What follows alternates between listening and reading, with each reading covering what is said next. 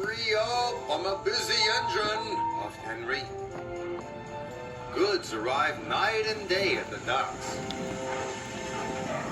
Sometimes Henry and the other engines work so hard that their axles ache. Sir Topham Hatt brought in a new engine to help with the heavy workload. He was long and had 10 drive wheels. He looked very strong. This is Murdoch. He's going to be pulling freight on the main line. Ahoy, Murdoch! Shouted Salty. Welcome, Murdoch, Called Harvey. You're the biggest engine I've ever seen, cried Thomas. You're a chatty lot, Murdoch said quietly. Soon Murdoch was coupled to a long, long line of heavy freight cars. His boilers strained, his wheels started to turn, and the mighty engine chuffed away. Murdoch longed for some peace and quiet. But everywhere he went, it was noisy and crowded.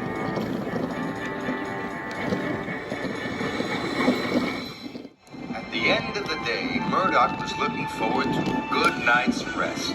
But Salty and Harvey were full of questions. What's the longest train you've ever pulled? Have you worked Marseille? Have you ever crashed? Please, I want some peace and quiet. And I don't want to share a shed with chatterboxes. No need to be rude, Huffed Harvey. We're only being friendly, matey. The next morning, Murdoch collected another long, heavy train.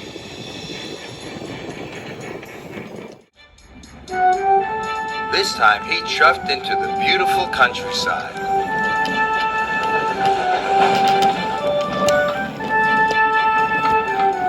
It was splendid.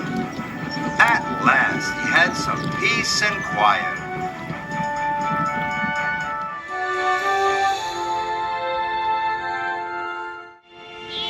Suddenly, his driver applied the brakes. There were sheep on the tracks. The sheep escaped from that field, said the driver. Through that broken fence. The driver and the fireman tried to chase the sheep back. First this way, and then that way. They tried everything, but nothing worked. We'll never move these sheep by ourselves, complained the fireman. I'll go and phone for help, sighed the driver. Murdoch was very unhappy. The noisy sheep were spoiling his peace and quiet.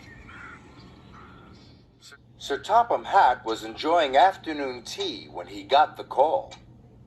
Sheep? He exclaimed loudly. I'll send Toby with the farmer immediately. The sheep were becoming noisier and noisier. Please stop, groaned Murdoch. I'd rather be back with the chatterbox engines. Just then, Toby chuffed into view. Toby, exclaimed Murdoch. We're certainly glad to see you. Before long, the farmer and his dog went to work. And the sheep were soon safely in their field.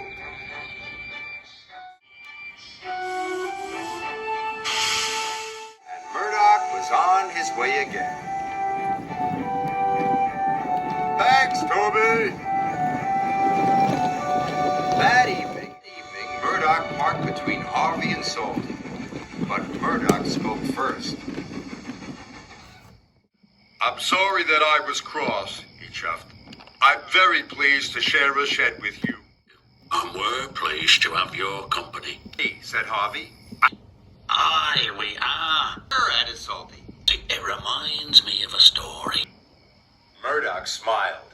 The sound of ba-ba would have kept him awake, but a salty story would send him happily to sleep.